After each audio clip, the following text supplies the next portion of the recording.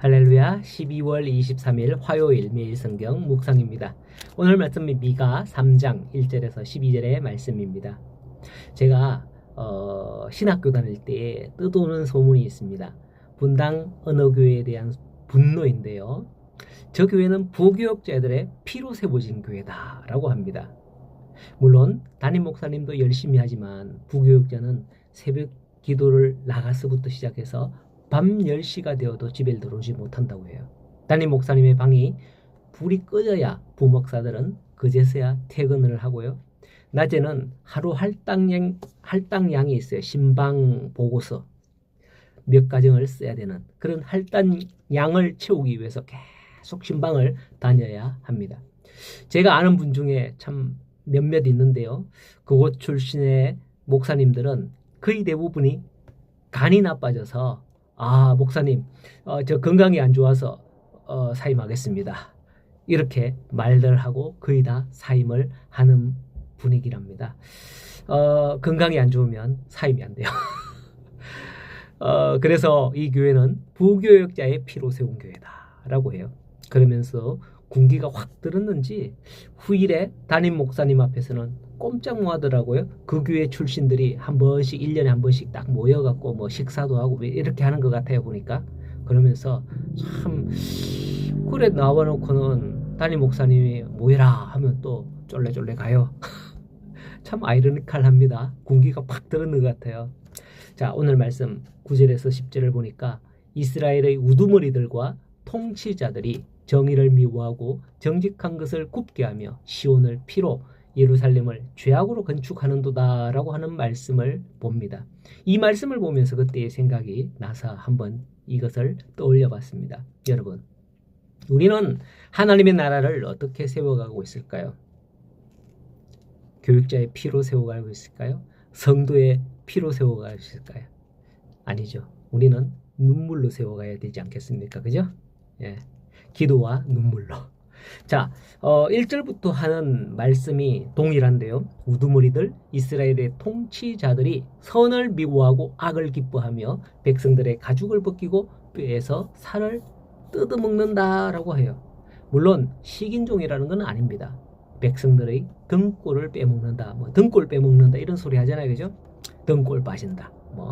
우리나라도 과거 조선시대에 양반들의 횡포가 심했잖아요. 백성들은 농사에 군역에 부역에 시달리지만 양반집 자제들은 군역을 직접 하지 않고 사람을 사서 자기가 내야 될 그런 군포나 각종 세금 모든 것들도 평민에게 떠넘기고 가중시켰던 그런 때가 있었습니다.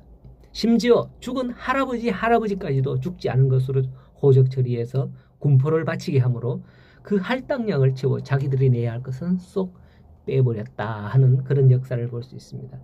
이런 모습은 우리나라만 그런 게 아닌 것 같아요. 이스라엘에서도 나라가 망할 징조가 보이니 우두머리들과 통치자들이 득세하며 백성들의 등골을 빼먹는 그런 상황이었던 거죠.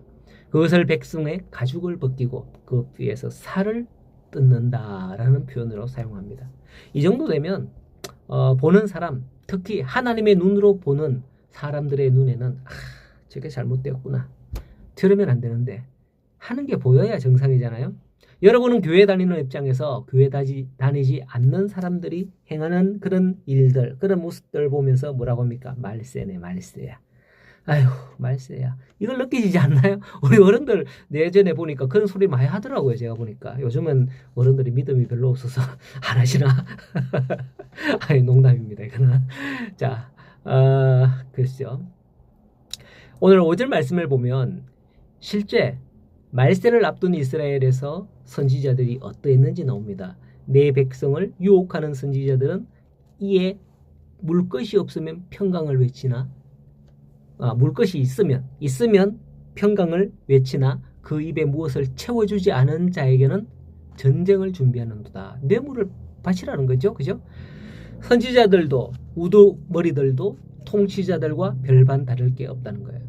실제 신약 시대에 이르러서 제사장들은 어땠습니까? 지도자들의 위치에서 백성들 앞에서 인기몰이나 하고 그들을 압제하고 통제하면서 선동하는데 앞장선 자들이었습니다. 제사장의 말 한마디면 백성들이 신뢰하지 않을 수 없었어요. 그게 옳든 그러든 말이죠. 그렇게 만들어 놨거든요. 하나님의 말씀을 가지고 백성들을 그렇게 쇠뇌시켜 놨거든요.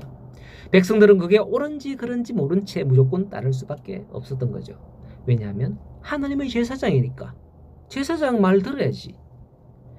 미가 당시에도 선지자들이 그러했다는 것을 말씀하고 있던 거죠.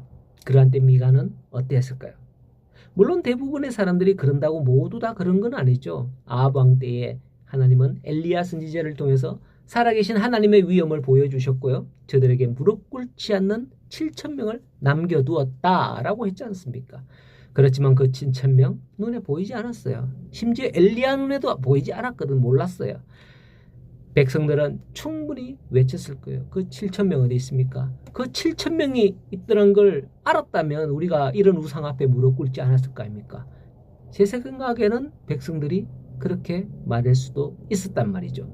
안 보이니까 우리가 그렇게 했는 거 아닙니까? 이렇게 변명을 할 수도 있었겠다 생각돼요. 하지만 하나님은 때를 위하여 그들을 예비해 두셨다는 것을 생각할 수 있어야 됩니다. 아무 때나 나타나지 않는 거죠. 때가 되면 그들을 통해서 하나님은 일하실 것이다 라는 겁니다. 오늘 미가 선지자도 이 악한 시대에 그러한 사람 중에 한 선지자였습니다. 8절에 오직 나는 여호와의 영으로 말미암아 능력과 정의와 용기로 충만해져서 야곱의 허물과 이스라엘의 죄를 그들에게 보이리라 라고 했습니다. 11절을 보면 그 당시 우두머리들은 뇌물을 위하여 재판하고 제사장들은 싹을 위하여 교훈하며 선지자들은 돈을 위하여 점을 치고 있었지만은 다른 선지자들이 다 그렇다 해도 미가도 동일하게 뇌물을 받고 그러하지는 않았다라는 겁니다. 오늘 이 시대도 마찬가지입니다. 다른 이들이 다 그런다 해도 우리도 그와 같은 자리에 편성하거나 합석해서는 안 되겠습니다. 미가처럼 그 시대를 밝히는 한 인물로 하나님 앞에 세워질 수 있기를 바랍니다. 하나님이 예비하신 그 한 사람이 바로 여러분이 되기를 바랍니다. 오늘도 신실한 신앙인의 한 사람으로 살아갈 때 어두운 세상을 밝히는 빛이 되는 우리 모든 성도님들이 다 되시기를 간절히 소원하고 축복합니다. 오늘도 행복한 하루 되십시오.